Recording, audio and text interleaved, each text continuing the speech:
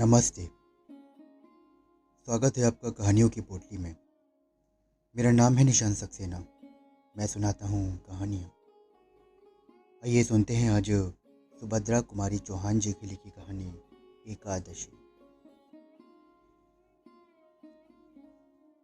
शहर भर में डॉक्टर मिश्रा के मुकाबले का कोई डॉक्टर ना था। उनकी प्रैक्टिस खूब चढ़ी बढ़ी थी। यशस्वी हाथ के साथ ही साथ वो बड़े विनोद प्रिय, मिलनसार और उदार भी थे। उनकी प्रसन्न मुख और उनकी उत्साहजनक बातें मुर्दों में भी जान डाल देती थीं। रोता हुआ रोगी भी हंसने लगता था। वे रोगी के साथ इतनी घनिष्ठता दिखलाते कि जैसे बहुत निकट संबंधी या मित्र हो। कभी कभी तो बीमार की उदासी दूर करने के लिए, उसके हृदय में विश्वास और आशा का संचार करने के लिए वे रोगी के पास घंटों बैठकर ना जाने कहाँ कहाँ की बातें किया करते। इन्हें बच्चों से भी विशेष प्रेम था और यही कारण था कि वे जिधर से निकल जाते बच्चे उनके हाथ से हाथ मिलाने के लिए दौड़ पड़ते और सबसे अधिक बच्चों को अपने पास खींच लेने का आकर्षण केवल उनके पास था। और वो आकर्षण था उनके जेब की मीठी गोलियां, जिन्हें वो केवल बच्चों के लिए ही रखा करते थे। वो होम्योपैथिक के चिकित्सक थे। बच्चे उनसे मिलकर बिना दवा खाए बिना मानते ही ना थे, इसलिए उन्हें सदा अपने जेब में बिना दवा की गोलियां रखनी पड़ती थी। एक दिन इसी प्रकार बच्चों ने उन्हें आ घेरा। आज उनके तांगे पर कुछ फल और मिठाई थी, जिसे डॉक्टर साहब के एक मरीज ने उनके बच्चों के लिए रख दिया था। डॉक्टर साहब ने आज दवा की मीठी गोलियों के स्थान पर मिठाई देना प्रारंभ किया। उन बच्चों में एक 10 वर्षीय बालिका भी थी, जिसे डॉक्टर साहब ने पहली बार ही अपने इन छोटे छोटे मित्रों में देखा था। बालिका की मुखाकृति और विशेषकर आंखों में एक ऐसी भोली और चुपती हुई मोहकता थी कि उसे स्मरण रखने के लिए भी उसके मुंह की ओर दूसरी बार देखने की आवश्यकता न थी। दूसरे बच्चों की तरह डॉक्टर साहब ने उसे भी मिठाई देने के लिए हाथ बढ़ाया, किंतु बालिका ने कुछ लज्जा और संकोच के साथ सिमट कर सर हिलाते हुए मिठाई लेने से इनकार कर दिया। ये बात जरा विचित्र सी थी कि बालक और मिठाई ना ले। डॉक्टर ने एक ही जगह पर 2 लड्डू देते हुए उसे बड़े प्रेम के साथ लेने का आग्रह किया। बालिका ने फिर से सिर हिला दिया और अपनी अस्वीकृति की सूचना दी। तब डॉक्टर साहब ने उनसे पूछा कि क्यों बिटिया, मिठाई क्यों नहीं लेती। वो बोली कि आज एकादशी है, आज भी कोई मिठाई खाता है। डॉक्टर साहब हंस पड़े और बोले कि ये इतने बच्चे खा रहे हैं तो। वो बोली कि आदमी खा सकते हैं, औरतें नहीं खाती। हमारी दादी कहती हैं कि हमें एकादशी के दिन अन्न नहीं खाना चाहिए। डॉक्टर साहब आश्चर्य से बोले कि तो तुम एकादशी करती हो। वो बोली क्यों नहीं, हमारी दादी कहती हैं कि हमें नेम धर्म से रहना चाहिए। डॉक्टर साहब ने दिन से बहुत से रोगी देखे और बहुत से बच्चों से प्यार किया और संभवतः दिन भर वो बालिका को भूले भी रहे, किंतु रात को जब सोने के लिए लैंप बुझाकर वो खाट पर लेटे तो बालिका की स्मृति उनके सामने आ गई। वो लज्जा और संकोच भरी आंख, वो भोला किंतु दृढ़ निश्चयी चेहरा, वो मिठाई ना लेने की अस्वीकृति का चित्र उनकी आंखों के सामने खिंच गया। बाद में डॉक्टर साहब को मालूम हुआ कि वो एक दूर के मोहल्ले में रहती है। उसका पिता एक गरीब ब्राह्मण है जो वहीं किसी मंदिर में पुजारी का काम करता है। अभी 2 ही वर्ष हुए हैं जब बालिका का विवाह हुआ था और विवाह के 6 महीने बाद ही वो विधवा भी हो गई। विधवा होते ही पुरानी प्रथा के अनुसार उसके बाल काट दिए गए। यही कारण था कि उसका सर मुंडा हुआ था।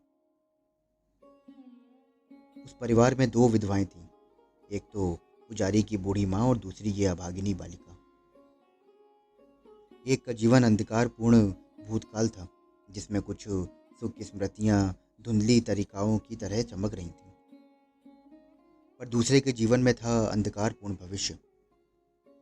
परंतु संतोष इतना था कि वो बालिका अभी उससे अपरिचित थी। दोनों की दिनचर्या एक ही सी थी, संयमपूर्ण और कठोर। बेचारी बालिका ना जानती थी कि अभी उसके जीवन में संयम और यौवन का युद्ध छिड़ेगा। इस घटना को हुए प्रायः 10 वर्ष बीत गए। डॉक्टर साहब उस शहर को अपनी प्रैक्टिस के लिए अपर्याप्त समझकर दूसरे बड़े शहर चले गए। यहाँ उनकी डॉक्टरी और भी चमकी। वो गरीब अमीर सभी के लिए सुलभ थे। बड़ा शहर था, सभा सोसाइटियों की भी अच्छी खासी धूम रहती। वो हर एक सभा सोसाइटी वाले ये चाहते कि डॉक्टर मिश्रा सरीखे, प्रभावशाली और मिलनसार व्यक्ति उनकी सभा के सदस्य हो जाएं। किंतु डॉक्टर साहब को अपनी प्रैक्टिस से कम फुर्सत मिलती थी, तो वो इन बातों से दूर ही रहा करते थे। इस समय शुद्धि और संगठन की चर्चा ने जोर पकड़ा। शताब्दियों से सोए हुए हिंदुओं ने जाना कि उनकी संख्या दिनों दिन कम होती जा रही है और विधर्मियों की, विशेषकर मुसलमानों की संख्या बेहिसाब बढ़ रही है। यदि यही क्रम चलता रहा तो 100-150 वर्ष बाद हिंदुस्तान में हिंदुओं का नाम मात्र भले ही रह जाए, किंतु हिंदू तो कहीं ढूंढे भी ना मिलेंगे, क्योंकि सभी मुसलमान हो जाएंगे। इसलिए धर्म भ्रष्ट हिंदू और दूसरे धर्म वालों को फिर से हिंदू बनाने और हिंदुओं के संगठन को ही सबको आवश्यकता मालूम होने लगी। आर्य समाज ने बहुत बड़ा आयोजन करके 10-5 शुद्धियां भी कर डाली। हिंदू समाज में बड़ी हलचल मच गई। बहुत से खुश थे और बहुत से पुराने ख्याल वाले इन बातों को अनर्गल समझते थे। उधर मुसलमान भी उत्तेजित हो उठे। तंजीम और तबलीग की स्थापना कर दी गई, किंतु डॉक्टर मिश्रा पर इसका प्रभाव कुछ जान ना पड़ता, क्योंकि हिंदू और मुसलमान दोनों ही सामान्य रूप से उनके पास आते थे और वो दोनों की चिकित्सा दत्तचित्त होकर करते। दोनों जाति के बच्चों को समान भाव से प्यार करते। उनकी आंखों में हिंदुओं का शुद्धि संगठन और मुसलमानों का तंजीम तबलीग व्यर्थ के उत्पाद थे। एक दिन डॉक्टर साहब अपने दवाखाने में बैठे थे कि एक घबराया हुआ व्यक्ति, जो देखने में बहुत साधारण परिस्थिति का मुसलमान मालूम होता था, वो उन्हें बुलाने आया। डॉक्टर साहब के पूछने पर उसने बतलाया कि उसकी स्त्री बहुत बीमार है। लगभग 1 साल पहले उसे बच्चा हुआ था और उस समय से वो अपने माँ बाप के घर थी। देहात में उचित देखभाल ना होने के कारण वो बीमार हो गई। तब रहमान उसे अपने घर लिवा लाया, लेकिन दिनों दिन तबीयत खराब ही होती जा रही है। डॉक्टर साहब उसके साथ तांगे पर बैठकर बीमार के देखने चल दिए। एक तंग गली के मोड़ पर तांगा रुक गया। यहीं जरा आगे कुलिया से निकलकर रहमान का घर था। मकान कच्चा था। सामने के दरवाजे पर एक टाट का पर्दा पड़ा था, जो कि 3 जगह से फटा हुआ था। उस पर किसी ने पान की पीक मार दी थी, जिससे मटियाला सा लाल धब्बा बन गया था। सामने जरा सी छपरी थी और बीच में एक कोठरी। यही कोठरी रहमान के सोने और उठने बैठने की थी, और यही रसोई घर भी थी। रहमान बीड़ी बनाया करता था। गीले दिनों में यही कोठरी बीड़ी बनाने का कारखाना भी बन जाती थी, क्योंकि छपरी के बौछार के मारे बैठना मुश्किल हो जाया करता था। कोठरी में दूसरी तरफ एक दरवाज़ा और था, जिससे दिख रहा था कि पीछे की एक छोटी सी छपरी है, जिसके कोने में पैखाना था। रहमान पहले भीतर गया। डॉक्टर साहब दरवाजे के बाहर ही खड़े रहे। बाद में वो भी रहमान के बुलाने पर अंदर गए। उनके अंदर जाते ही मुर्गी जैसे नवागंतुक के भय से कुड़कुड़ाती हुई, पंख फड़फड़ाती हुई डॉक्टर साहब के पैरों के पास से निकल गई। डॉक्टर साहब के बैठने के लिए रहमान ने एक स्टूल रख दिया और उसकी स्त्री खाट पर लेटी हुई थी।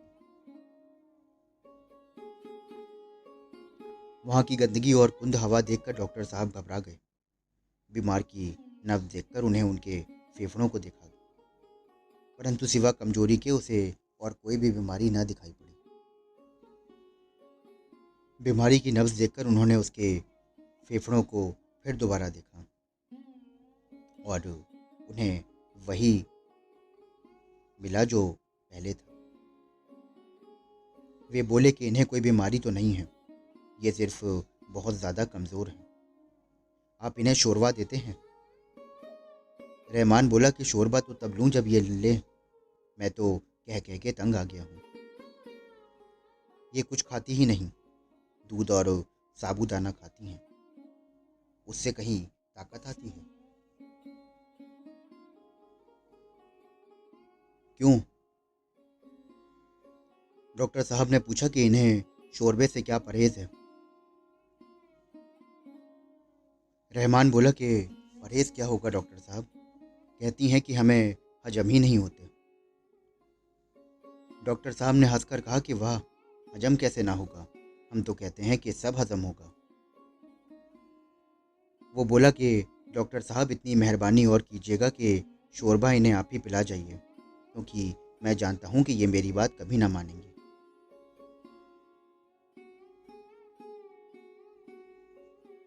डॉक्टर साहब रहमान की स्त्री की तरफ मुड़कर बोले कि कहिए, आप हमारे कहने से तो थोड़ा सा शोरबा ले सकती हैं ना, हजम कराने का जिम्मा हम लेते हैं।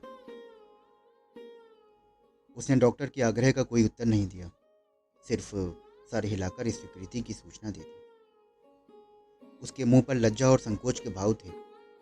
उसका मुंह दूसरी तरफ था, जिससे साफ जाहिर होता था कि वो डॉक्टर के सामने अपना मुंह ढांक लेना चाहती है। डॉक्टर साहब ने फिर आग्रह किया कि आपको आज मेरे सामने थोड़ा शोरबा लेना ही पड़ेगा, उससे आपको ज़रूर फ़ायदा होगा। इस पर भी उसने अस्वीकृति सूचक सर हिला दिया और कुछ नहीं बोली। इतने से ही डॉक्टर साहब हताश होने वाले नहीं थे। उन्होंने रहमान से पूछा कि शोरबा तैयार है तो थोड़ा सा इन्हें लाओ। रहमान उत्सुकता के साथ कटोरा उठाकर पिछवाड़े साफ करने गया। इसी अवसर पर उसकी स्त्री ने आंख उठाकर अत्यंत कातर दृष्टि से डॉक्टर साहब की ओर देखते हुए कहा, डॉक्टर साहब, मुझे माफ़ करें, मैं शोरबा नहीं ले सकती। ये स्वर कुछ परिचित सा था और आंखों में एक विशेष चितवन। इसे देखकर डॉक्टर साहब कुछ चकराए। एक धुंधली सी स्मृति उनकी आंखों के सामने आ गई। उनके मुंह से अपने आप ही निकल गया, क्यों? छलकती हुई आंखों से स्त्री ने जवाब दिया कि आज एकादशी है।